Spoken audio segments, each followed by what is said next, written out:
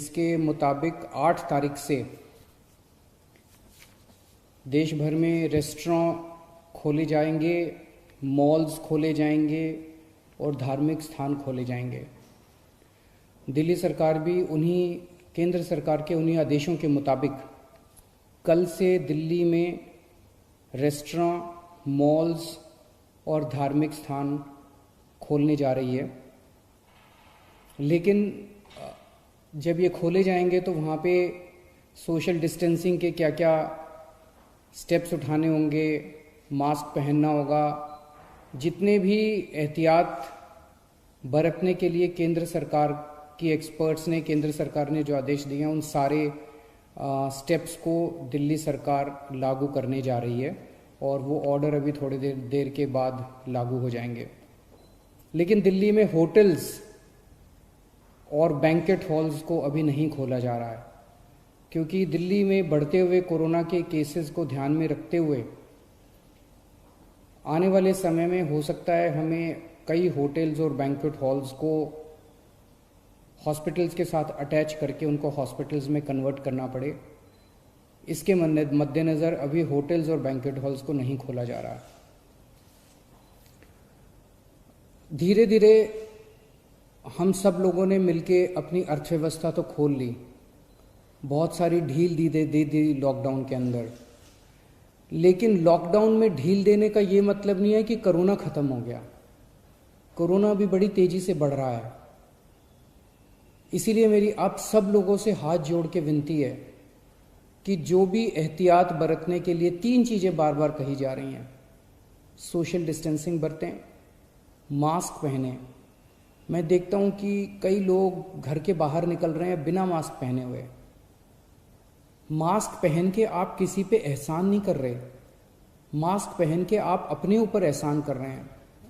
अगर आप एहतियात बरतेंगे तो आप कोरोना से बच सकते हैं। सोशल डिस्टेंसिंग, मास्क और बार बार हाथ को धोना, ये 3 चीज़ें अपने को अच्छे से करनी है।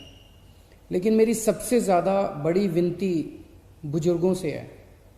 सभी बुजुर्गों से मेरी हाथ जोड़ के विनती है, आप ये मान के चले कि आपके लिए लॉकडाउन ख़त्म नहीं हुआ, अभी भी आपके लिए लॉकडाउन है और आपके लिए तो और ज़्यादा लॉकडाउन है। सख्ती से लॉकडाउन करना है। मान लीजिए आपके घर में आपके बच्चे हैं, थोड़े दिन के लिए बच्चों से इंटरेक्ट करना बंद कर दीजिए, अपने घर के अन्य सदस्यों से इंटरेक्ट करना बंद कर दीजिए, एक ही कमरे में रहिए। अगर ज़रूरत है तो एक बारी बाहर राउंड लगा आइए, लेकिन किसी के साथ भी इंटरेक्ट मत कीजिए किसी भी तरह से। बुज़ुर्ग सबसे ज़्यादा, जितनी मौतें हो रही हैं उनमें सबसे ज़्यादा बुज़ुर्ग हैं। तो मेरी आपसे, जो बुज़ुर्ग हैं और जिनको कोमॉर्बिडिटी जो कहते हैं, कैंसर है या डायबिटीज़ है या सांस की बीमारी है, इन लोगों को ज़्यादा एहतियात बरतने की ज़रूरत है। पिछले हफ्ते मैंने आप सब लोगों से एक और चीज़ है, कल से दिल्ली के बॉर्डर्स खोले जा रहे हैं।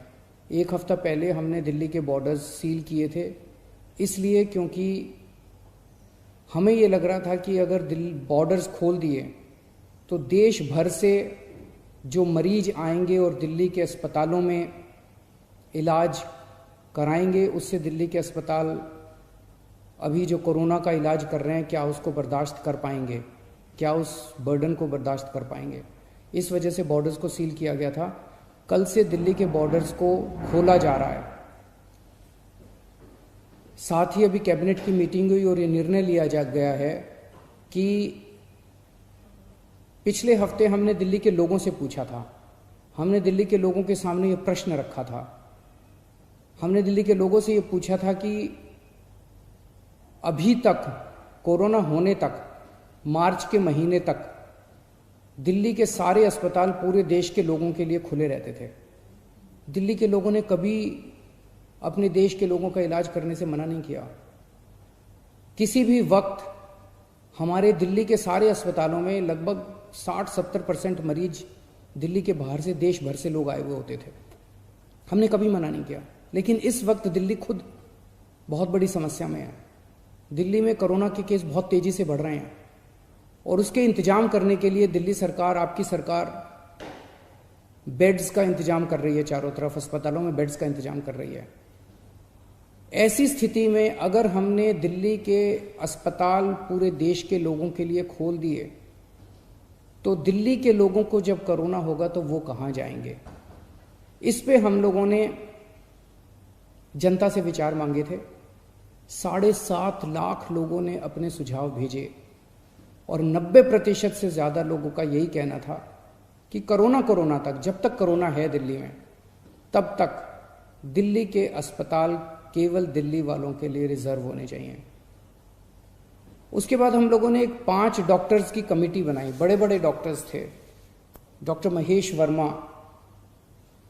वाइस चांसलर हैं आईपी यूनिवर्सिटी के, doctor Sunil Kumar medical director हैं जीटीबी हॉस्पिटल के, डॉक्टर अरुण गुप्ता ये प्रेसिडेंट हैं दिल्ली मेडिकल काउंसिल के, डॉक्टर आर.के. गुप्ता ये एक्स प्रेसिडेंट हैं दिल्ली मेडिकल एसोसिएशन के, डॉक्टर संदीप बुद्धिराजा ये ग्रुप मेडिकल डायरेक्टर हैं मैक्स हेल्थ केयर के।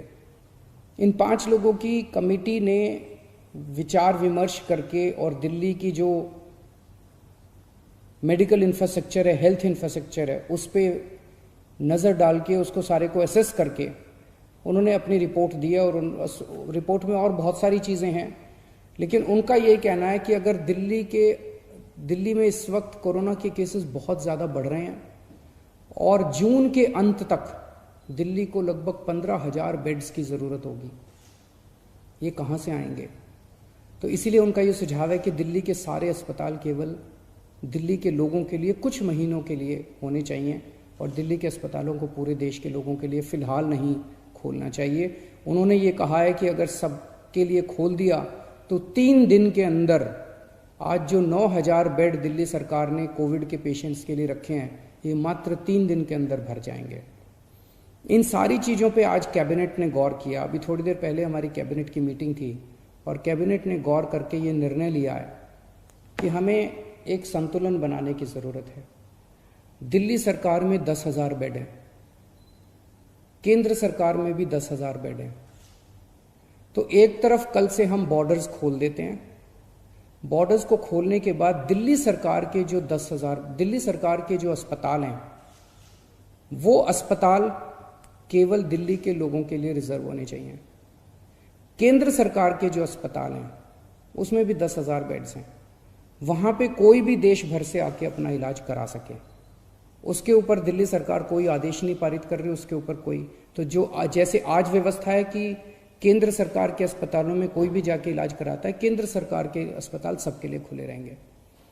प्राइवेट अस्पताल केवल दिल्ली वालों के लिए रिजर्व रहेंगे कोरोना तक।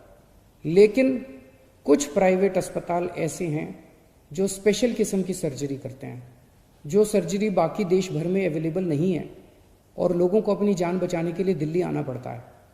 जैसे ऑन्कोलॉजी सर्जरीज हैं, ट्रांसप्लांटेशन है, न्यूरो सर्जरीज हैं।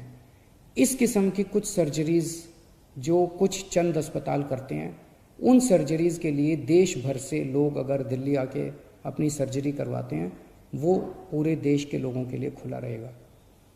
तो मुझे लगता है कि ये एक बैलेंस है जिसमें दिल्ली वालों के हितों की भी रक्षा होगी और देश भर से अपने जो नागरिक दिल्ली आके अपना इलाज कराना चाहते हैं उनके हितों की भी रक्षा होगी। बहुत बहुत शुक्रिया।